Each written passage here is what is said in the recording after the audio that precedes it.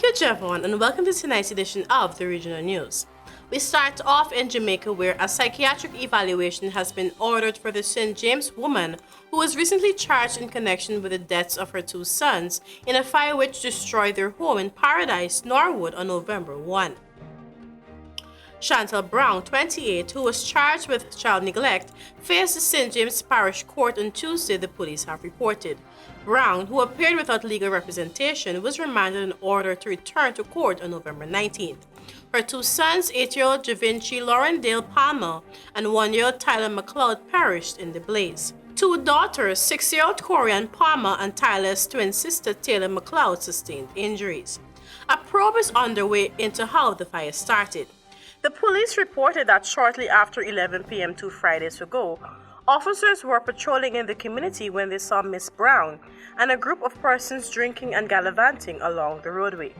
The lawman instructed them to go home and drove away, but about half hour later, when the officers drove back to the same location, Miss Brown and her friends had returned to the streets and were again seen drinking and carrying on. Minutes later, a woman ran to the location and raised an alarm that Brown's house was on fire at Ban Lane. Firefighters tried to contain the blaze, however, the one-bedroom board-dwelling house was engulfed in flames. When the fire was extinguished, it was discovered that Miss Brown had left all 4 children alone inside the house, which had caught fire.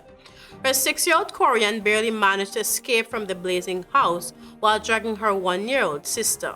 After carrying out cooling down operations, the firemen discovered the charred remains of 8-year-old Javinci Palmer on a bed, as well as those of his younger brother Tyler McLeod underneath the bed. And now in Trinidad and Tobago.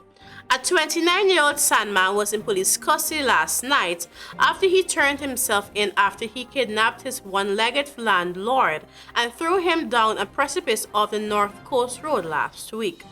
Ruthven Port, 41, was the victim, and he had been kidnapped and thrown down the precipice last week Wednesday and was rescued after being found by residents on Friday.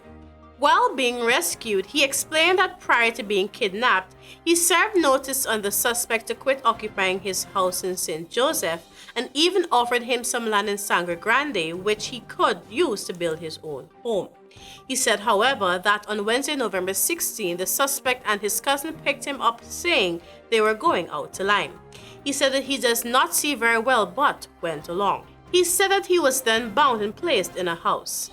He also mentioned some hours passed and he was grabbed and put in a car. He said that he felt when the car stopped, following which the suspect began beating him about the body. The two men opened the car door, dragged him out, and threw him down the precipice. He said he spent days and nights screaming for help and was eventually spotted by North Coast Road residents, who in turn contacted the Santa Cruz police. With the help of the Trinidad and Tobago Fire Services rescue team, the police were able to lift Prout out of the precipice and take him to the Port of Spain General Hospital, where he was treated for a broken leg, cuts, and bruises, along with dehydration. The suspect remained in police custody up to last night being questioned. And finally, Barbados is taking over some streets across the United Kingdom and Ireland. In a Barbados Tourism Marketing Inc. campaign that started in September, images of Barbados are splashed across more than 55 taxis in London and buses in Ireland and other parts of the United Kingdom, including Glasgow and Wales, aimed at promoting travel to this country. Barbados Tourism Marketing Inc.'s director for UK, Cheryl Carter, said the objective is to make sure that Barbados remains top of mind for travelers. She explained that the campaign was strategically timed to coincide with the Virgin Atlantic and British Airways autumn sale periods, while contemplating the timings of the Barbados Tourism Marketing Inc.'s roadshows in Scotland and Ireland, which saw a delegation of local tourism partners, led by Minister of Tourism and International Transport, Kerry Simmons. She said the UK remained the island's top visitor destination, with an 8.3% growth in arrivals from the market at the end of September 2019 compared to the same period in 2018. However, said there were further opportunities for growth to be explored, identifying Scotland and Ireland. And that was it for Regional News this evening. Back to you, Javon.